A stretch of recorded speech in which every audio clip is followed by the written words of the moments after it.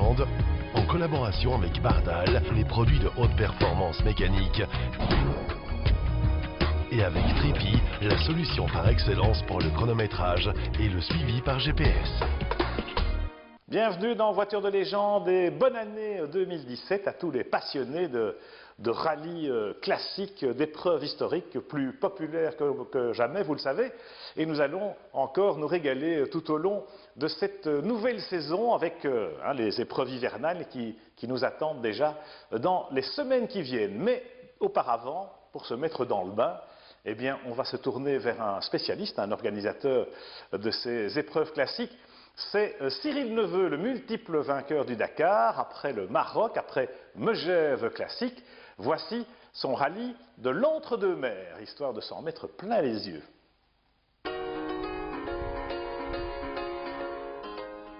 C'était la première édition d'un rallye reliant d'est en ouest de la Méditerranée à l'océan Atlantique sur 1200 km de Saint-Tropez à Biarritz, une épreuve qui a été concoctée par Cyril Neveu et toute son équipe. Cette épreuve était ouverte aux Classic Cars, soit les voitures produites entre 1985, ainsi qu'une catégorie prestige qui complétait le tableau. Ce rallye était divisé en 4 étapes, soit environ 300 km par jour. Seuls 40 équipages ont eu le privilège de participer à cette organisation qui ont mené les concurrents du sud de la Provence au Pays Basque après avoir traversé Arles, la principauté d'Andorre, Pau, pour arriver de l'autre côté des Pyrénées. Les concurrents ont ou auront goûté chaque soir un repos bien mérité dans des établissements prestigieux comme la Messardière à Saint-Tropez, le Jules César à Arles, l'Hôtel du Play à Biarritz. Un bon point, tous les aspects logistiques, le transport de la voiture et des bagages, l'assistance mécanique étaient pris en charge par le rallye et le tout compris dans le forfait de l'inscription. Avant les hostilités, pilotes et copilotes et assistance se sont retrouvés en soirée pour déguster un caviar et le champagne traditionnel.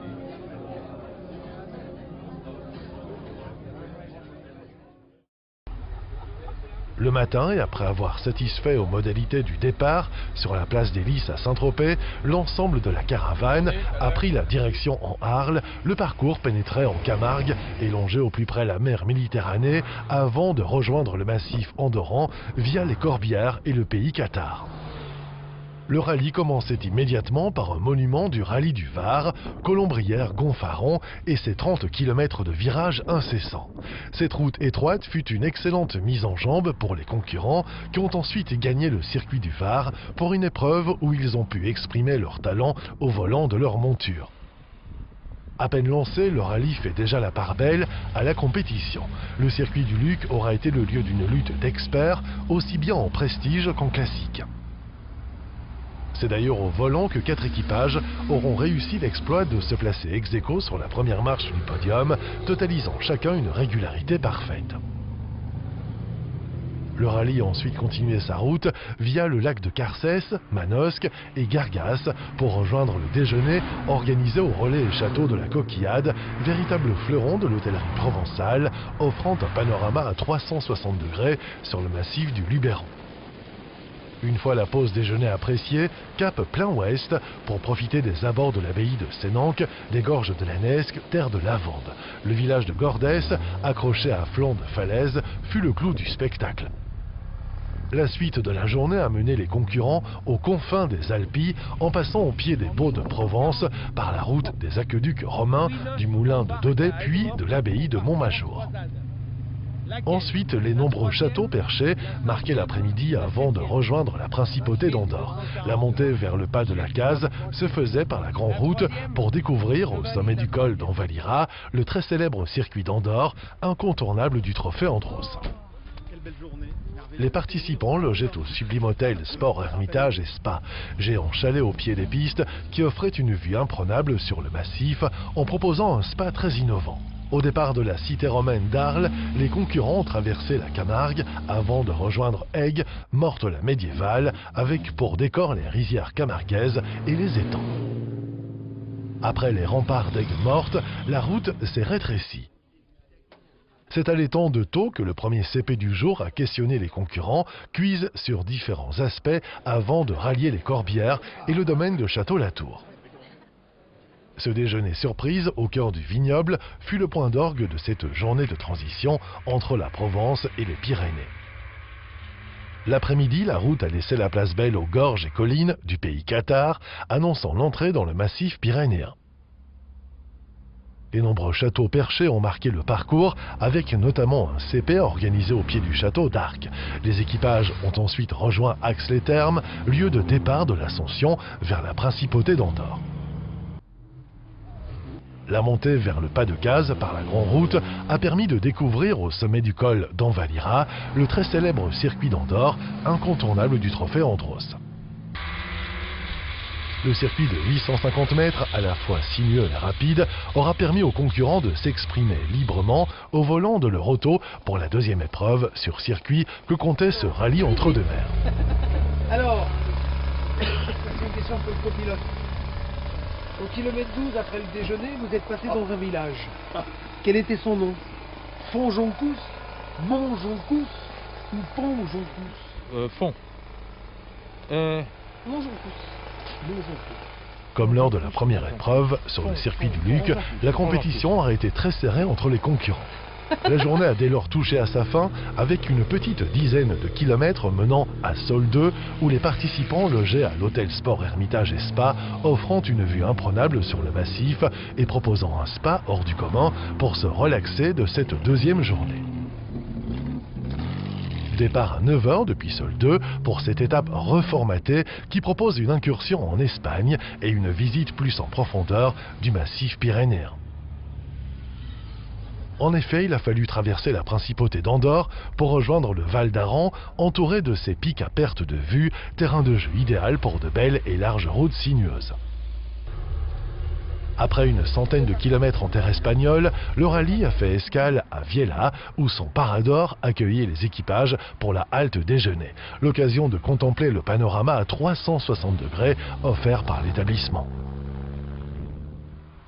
Après un repas de spécialité régionale, la caravane du rallye a repris sa route vers la France et sa frontière au sommet du col du Portillon, au cœur des Pyrénées.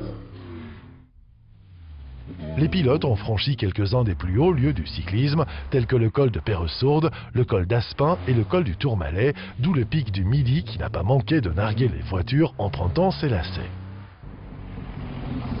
La descente se faisait par la route de Lourdes pour retrouver Pau et le circuit de Pau-Arnos, troisième session de roulage sur circuit.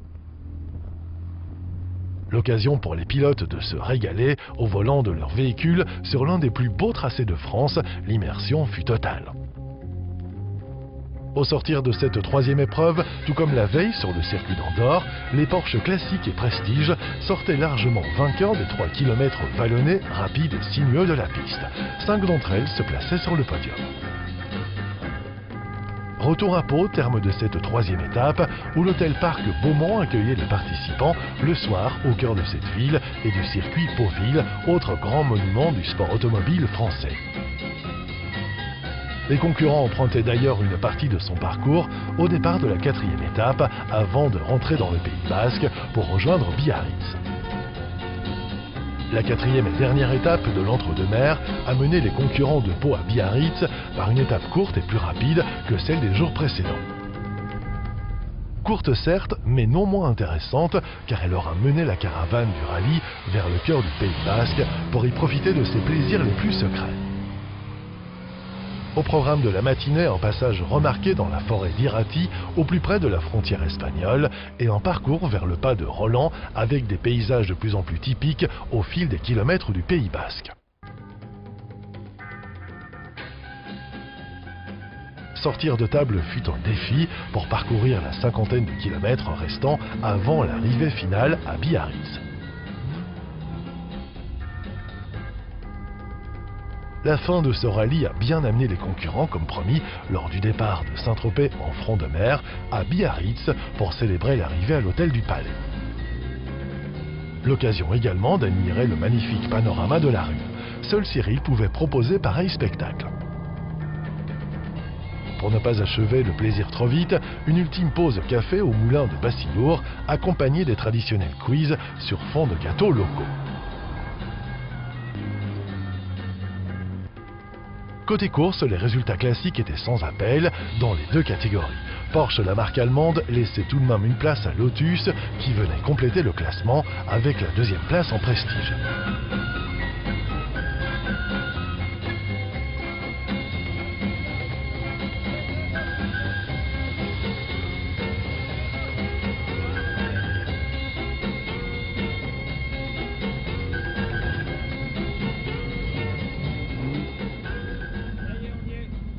Un immense bravo donc à l'équipage Philippe et Anne Dichamp sur Porsche 356 SC pour leur première place en classique et à l'équipage Pascal Mouchen et Isabelle Watley en Porsche 991 qui remportent le trophée dans la catégorie prestige.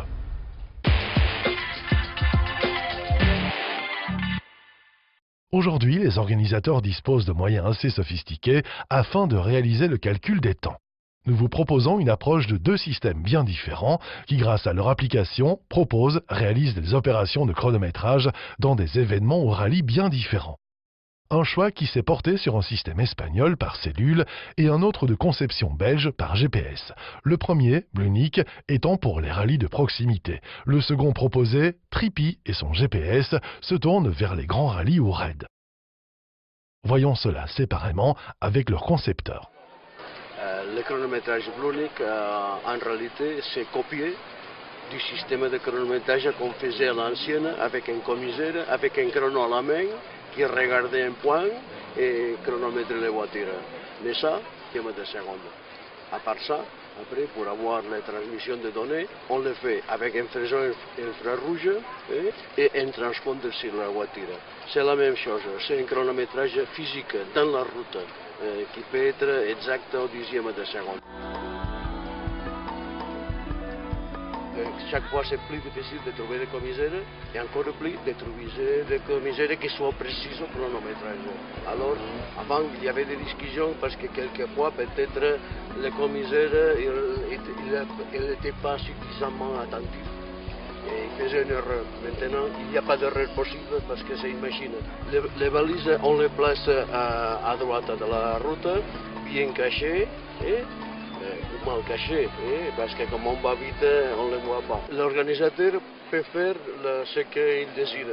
Normalement, il fait le chronométrage des spéciales, mais il peut les utiliser pour contrôler la vitesse dans le parcours ou pour faire des contrôles de passage. Le système de chronométrage de Blunic, ça ne sert à rien si il n'y a pas de mesures précises et le robot c'est bien précis. Sinon, ça ne sert à rien. C'est le second type de chronométrage que nous explique son concepteur sur son évolution au fil des années.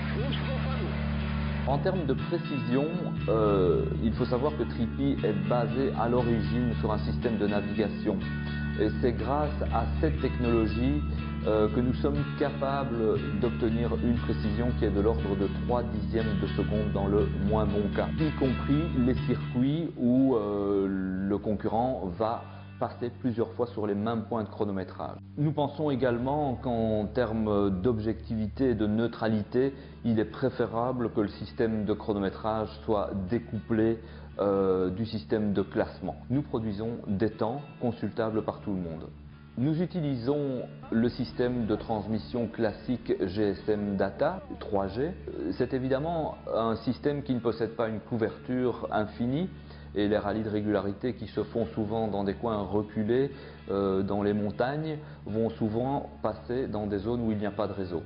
Néanmoins, Trippi mémorise toutes les informations qu'il capte, tous les chronométrages qu'il réalise, tous les excès de vitesse éventuels, et les enverra dès que le réseau est disponible. Donc on ne peut jamais perdre une information et elle arrive toujours en déant les quelques minutes au pire, si elle n'est pas arrivée dans les quelques secondes. Il est important de dire que Trippi réalise l'ensemble de ces développements, que ce soit le matériel, hardware, que ce soit le logiciel dans les machines sur les serveurs, en interne, est entièrement maîtrisé dans la maison. Cette installation est en général opérée par des techniciens de chez Trippi qui se déplaceront sur l'événement, et au fil des années, certains membres de ces organisations se sont formés et sont capables aujourd'hui d'installer par eux-mêmes le matériel.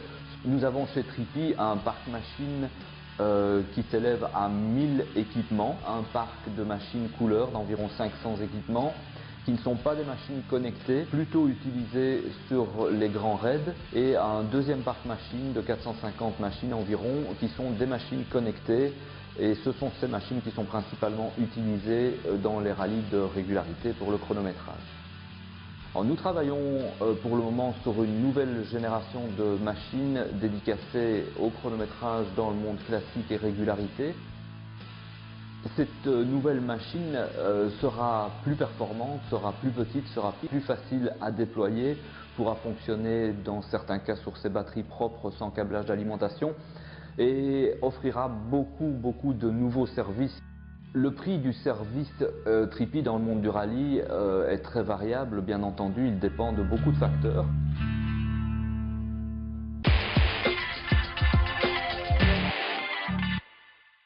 Eh bien, après ce rallye d'entre-deux-mers, où on pourrait évidemment s'y rendre avec un beau riva, aquarama comme celui-là, ou même sur les lacs d'ailleurs, entre ces deux mers, eh bien, ce petit goût d'aventure, je vous propose, comme c'est la tradition en cette période de l'année. Le Winter Rally, la 3e édition de l'Andorre Rally d'hiver, a rempli toutes les attentes escomptées avec de la neige et de la glace dans ces conditions hivernales de montagne.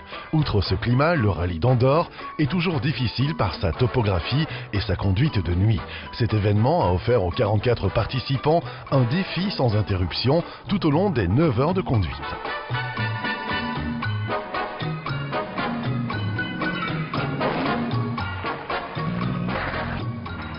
Les derniers préparatifs étant terminés, les concurrents étaient prêts pour affronter l'hiver et tester leurs voitures classiques sur les routes du pays d'Andorre, avec circuit fermé et une bonne partie de ces 11 tronçons de spéciales couvertes de glace et de neige entre Eltader, Sol 2 et le circuit d'Andorre.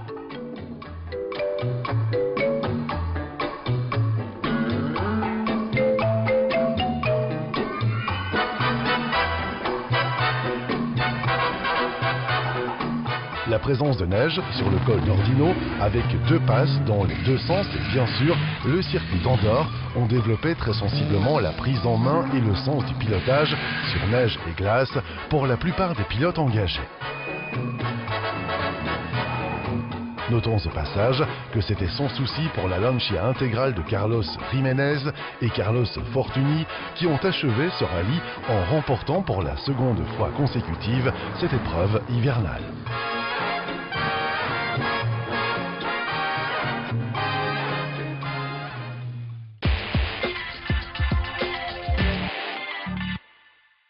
Pour clôturer cette émission, eh bien, un avant-propos de ce qui nous attend dans les semaines et les jours à venir, avec ce bel agenda des épreuves hivernales, à commencer par le rallye Monte-Carlo historique, évidemment, et puis, toujours en France, le neige et glace, et en Belgique, les légendes boucles de Bastogne, un petit rappel de ce qui s'est passé en 2016. Pour les initiés, Entrevaux-Ubrail, avec le franchissement du col de Féline, reste une vraie classique, contrairement à une épreuve comme le Chafaud puis Michel-Oraison, qui fait son apparition au registre historique de la compétition. Les 2 secteurs d'ouverture que les concurrents abordent sur route sèche.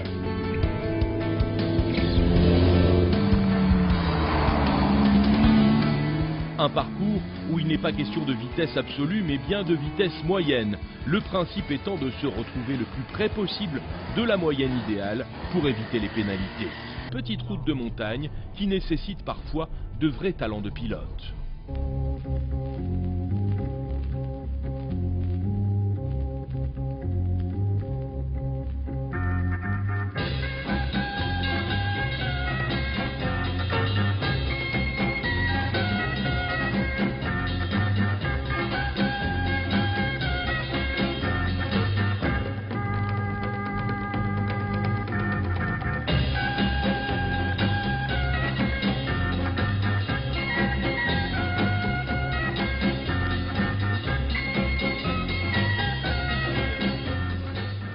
Un Jean Ragnotti à pied pour cause de douleurs dorsales. Et surtout des centaines de spectateurs venus profiter de la douceur et de l'absence de vent sur le champ de Mars.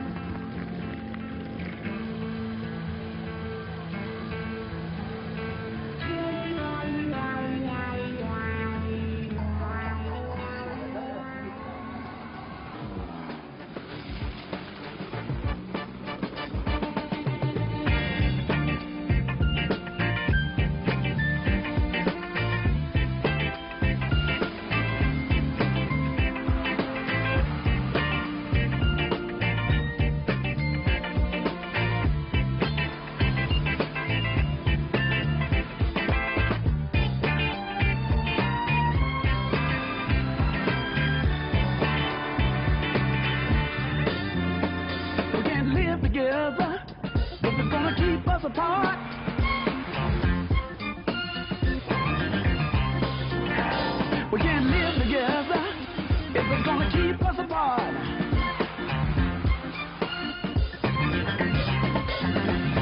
At first I thought we knew what love was all about, but baby, since you moved in, happiness moved out. It seemed like living together.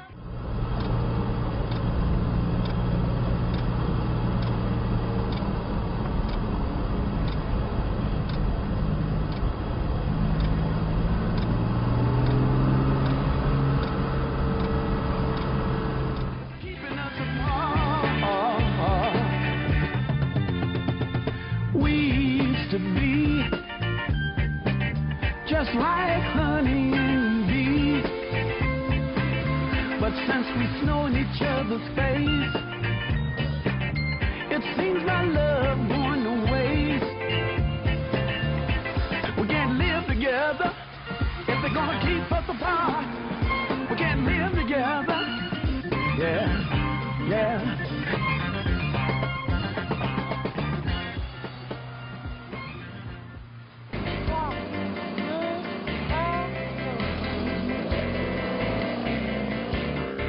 Des classiques à l'avant de la scène et non plus dans un rôle de faire-valoir.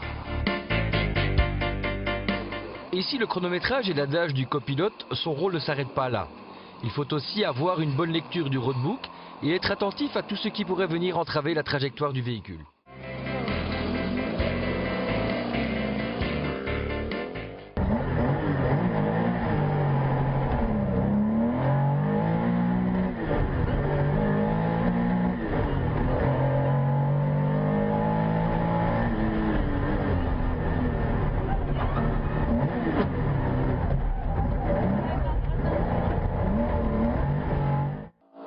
Derrière Munster, la bagarre pour le podium est intense en compagnie de Marco Martin, l'invité mystère, au volant d'une forte escorte.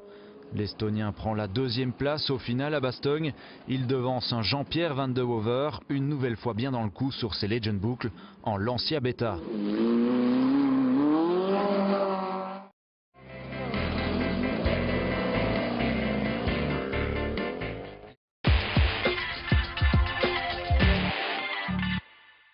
N'hésitez pas à nous proposer des reportages sur vos organisations d'épreuves historiques sur l'adresse email Voiture de légende qui s'inscrit contact@vdlbox.eu. Et puis naturellement, comme toujours, remerciements à nos partenaires, le magazine Rétrocourse et le site internet newsclassicracing.com. Voiture de légende, vous le savez, c'est toujours en début de mois, et puis naturellement aussi sur notre site internet voituredelégende.com pour revoir cette émission ou les précédentes.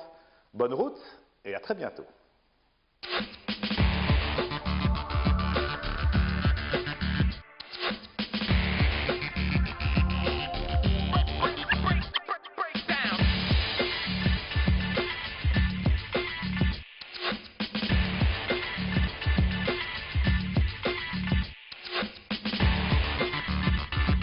Voiture de légende, en collaboration avec Bardal, les produits de haute performance mécanique, et avec Trippy, la solution par excellence pour le chronométrage et le suivi par GPS.